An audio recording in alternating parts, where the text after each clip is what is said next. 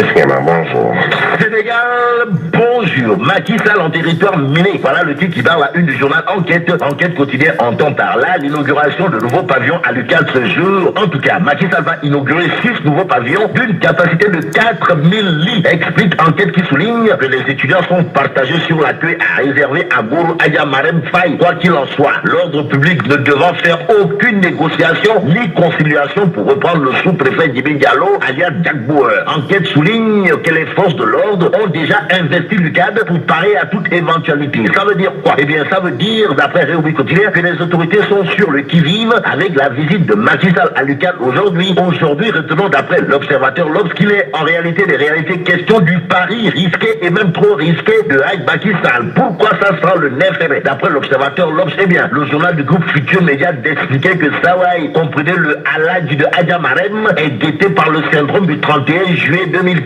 Et pour la petite histoire, l'Observateur l'Obs souligne le meurtre de Faloussen, l'affaire qui pourrait faire monter la tension. Mais en lisant le quotidien, on peut dire sans trop se tromper qu'il n'y a pas, alors là, pas du tout, de quoi fouetter un chat, ni la femelle du chat, même si chat est chaudé clair ou froide. Le quotidien sur l'inauguration des pavillons universitaires révèle que Macky Sall sera dans un campus déminé totalement et complètement. En attestent les assurances de monsieur le DG du COUD dans l'As quotidien, Cheikh Omar Al-Foutiou. En plus que c'est de lui qu'il s'agit d'expliquer par ailleurs dans l'As quotidien que le président Macky Sall a fait en 7 ans à l'UQAD ce que les autres régimes n'ont pas pu faire en 60 ans. Autre précision de Al-Foutiou, comprenez Cheikh Omar Anne ou le DG du COUD dans l'As quotidien, le président de la République ne visitera pas sa chambre d'étudiants. En attendant, la tribune parle de la crise éducative et des conseils de ministres délocalisés. Pourquoi faire? Eh bien, pour nous dire que Macky Sall audite ses promesses et comme la promesse est une dette d'Igueborle,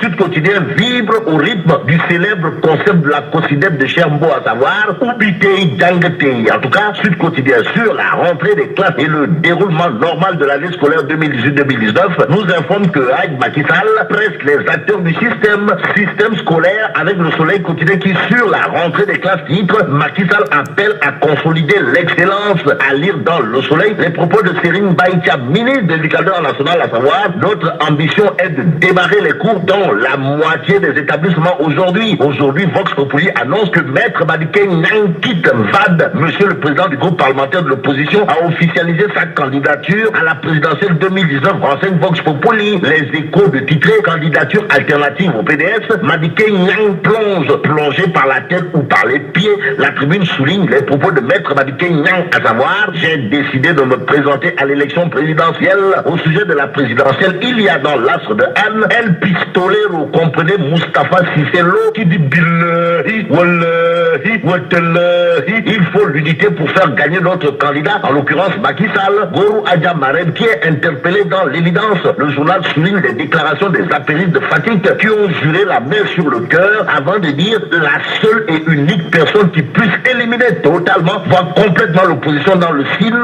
c'est Boursine Sitor Nour, et c'est Boursine Sitor Nour. Ça veut dire quoi? Eh bien, ça veut dire, d'après les apéristes de Fatick dans l'évidence, que si Boursine Sitor Nour s'investit pleinement dans le Sine, il n'y aura plus, alors là, plus du tout, un seul membre de l'opposition à Fatick. Terminons avec Sud Quotidien qui parle d'une grève de 48 heures des travailleurs du PTB, Petit Train Bleu. En tout cas, Dakar est sans train depuis hier. Et là, mais là, on est où là? Bon, à jour J-136, disons vive le Sénégal.